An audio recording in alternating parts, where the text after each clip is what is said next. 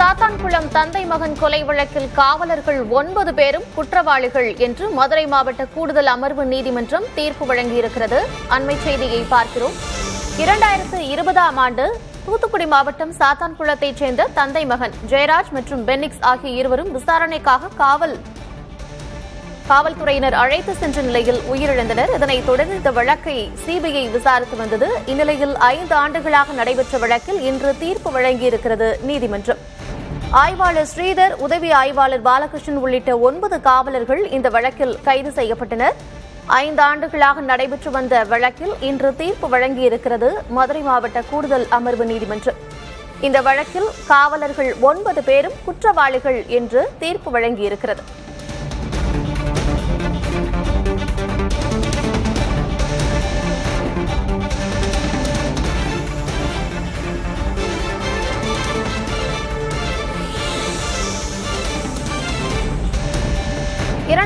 ஆம் ஆண்டு காவல் நிலைய விசாரணையின் போது ஜெயராஜ் மற்றும் பென்னிக்ஸ் ஆகிய இருவரும் உயிரிழந்தனர். இந்த வழக்கினை சிபிஐ விசாரித்து வந்தது.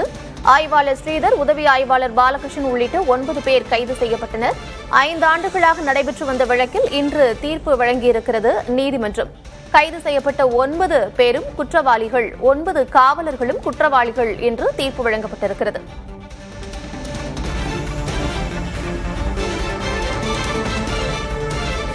ஜூன் 2020 கொரோனாவின் போது இரவு கடையை மூடுவது தொடர்பாக தகராறு ஏற்பட்டது. இதனைத் தொடர்ந்து காவல்துறையினர் அவர்களை விசாரணைக்காக காவல் நிலையத்திற்கு அழைத்து சென்றனர்.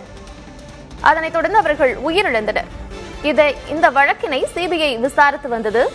இந்நிலையில் இந்த வழக்கில் தீர்ப்பு வழங்கப்பட்டிருக்கிறது.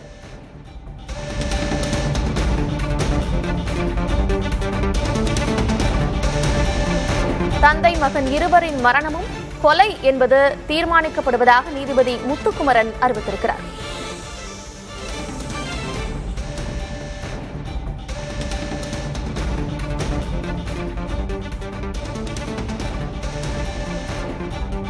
சாத்தான்குளம் தந்தை மகன் கொலை வழக்கில் கைது செய்யப்பட்ட 9 காவலர்களும் குற்றவாளிகள் என்று நீதிபதி முத்துக்குமரன் தீர்ப்பு வழங்கியிருக்கிறார்.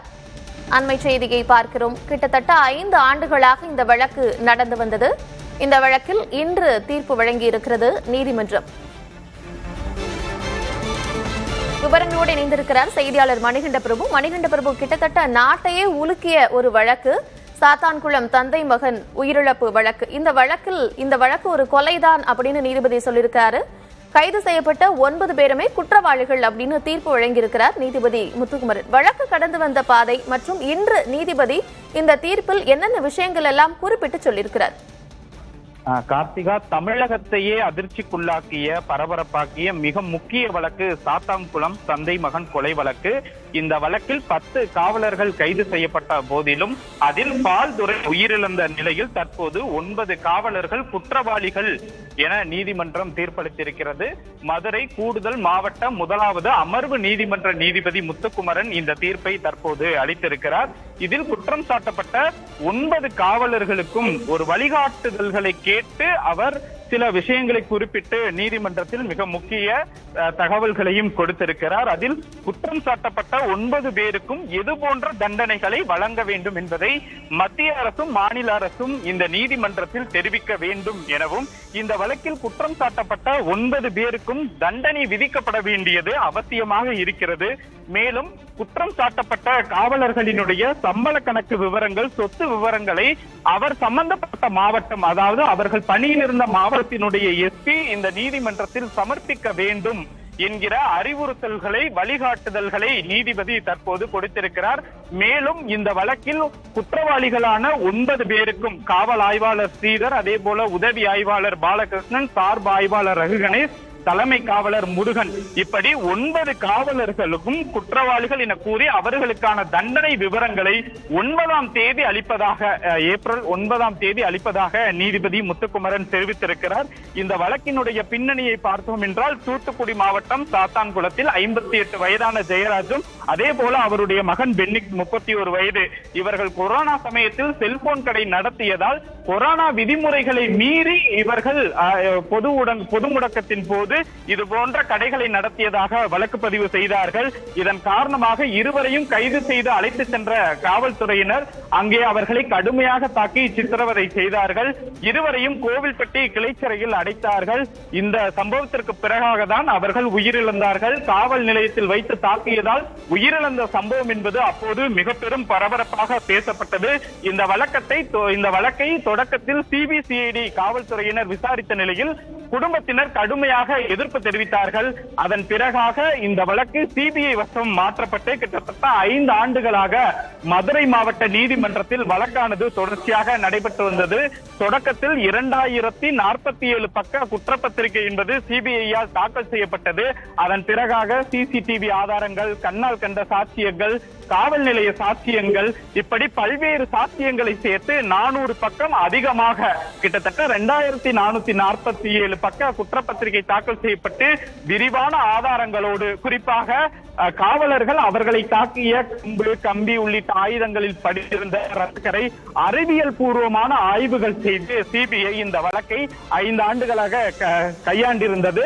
அந்த வழக்கில் தான் தற்போது நீதிபதி முத்துக்குமரன் மிக முக்கியமான தீர்ப்பை அளித்திருக்கிறார். இந்த வழக்கை பொறுத்தமட்டில் உயர்நீதிமன்ற மதுரை கிளையினுடைய முழு கண்காணிப்பில் நடத்தப்பட்ட ஒரு வழக்கு. ஏனென்றால் இது அரசியல் ரீதியாகவும் பரபரப்பாக பேசப்பட்ட வழக்கு. அப்போதைய ஆளும் அரசாக இருந்த அதிமுகவின் மீது திமுக கடுமையான குற்றச்சாட்டு சாத்தான்குளம் வழக்கை வைத்து பேசினார்கள். அந்த அடிப்படையில் இது தமிழ்நாடு முழுவதும் பரபரப்பாக பேசப்பட்ட வழக்கு என்பதால் மிக முக்கியமான தீர்ப்பாக இந்த தீர்ப்பு பார்க்கப்படுகிறது. இந்த தீர்ப்பில் மத்திய அரசும் மாநில அரசும் எது போன்ற தண்டனைகளை கொடுக்க வேண்டும் என நீதிமன்றத்திற்கு கொடுக்கக்கூடிய சாராம்சங்களை பொறுத்து 9ஆம் தேதி இந்த வழக்கில் நீதிபதி முத்துக்குமரன் கொடுக்கக்கூடிய தண்டனை என்பது மிக முக்கிய தண்டனையாக தீர்ப்பாக பார்க்கப்படும். கார்த்திகா. மணிகண்ட பிரபு, நீங்கள் சொன்னது போல மிக முக்கியமான வழக்கினுடைய தீர்ப்பாக இது பார்க்கப்படுகிறது. இந்த வழக்குக்கு அப்புறமே குறிப்பிடத்தக்க நிறைய காவல் மரணங்களை நாம் பார்த்திருக்கிறோம். அந்த வழக்குகள்லாம் கூட இப்போ நிலுவையில் இருக்கு. இப்போ இந்த தீர்ப்பு எவ்வளவு முக்கியமானதாக கருதப்படுகிறது இந்த சூழல்? குறிப்பாக தமிழகத்தில் கடந்த 5 ஆண்டுகளாக 23க்கும் மேற்பட்ட காவல் நிலைய மரணங்கள் நிகழ்ந்ததாக சமூக ஆர்வலர்கள், மனித உரிமை ஆர்வலர்கள் தெரிவித்திருந்தார்கள். சிவகங்கை மாவட்டத்தில் கூட கடைசியாக அஜித்குமார் கொலை வழக்கு, அதே போல ஆகாஷ் டிலிசன் காவல் நிலைய விசாரணைக்கு அழைத்து சென்று கொலை செய்யப்பட்டார். இப்படி தொடர்ச்சியாகவே காவல் நிலைய விசாரணைக்கு அழைத்து செல்லப்பட்ட இளைஞர்கள் காவலர்களால் தாக்கப்பட்ட, குறிப்பாக தனிப்படை காவலர்களால் தாக்கப்பட்டு உயிரிழக்கக்கூடிய சம்பவம் என்பது மிக அதிகமாகவே இருக்கிறது.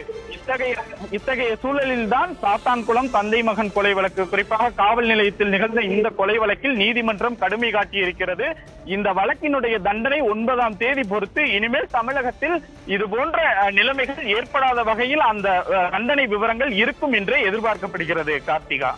நிச்சயமாக விவரங்களை வழங்கியமைக்கு நன்றி மணிகண்ட பிரபு. நாட்டையே உலுக்கிய சாத்தான்குளம் தந்தை மகன் கொலை வழக்கினுடைய தீர்ப்பு இன்று வழங்கப்பட்டிருக்கிறது. இந்த வழக்கில் கைது செய்யப்பட்ட 9 காவலர்களும் குற்றவாளிகள் என்று அறிவிக்கப்பட்டிருக்கிறார்கள். இவர்களுடைய தண்டனை விவரங்கள் ஏப்ரல் 9ஆம் தேதி வழங்கப்படும் என்றும் நீதிபதி முத்துக்குமரன் அறிவித்திருக்கிறார்.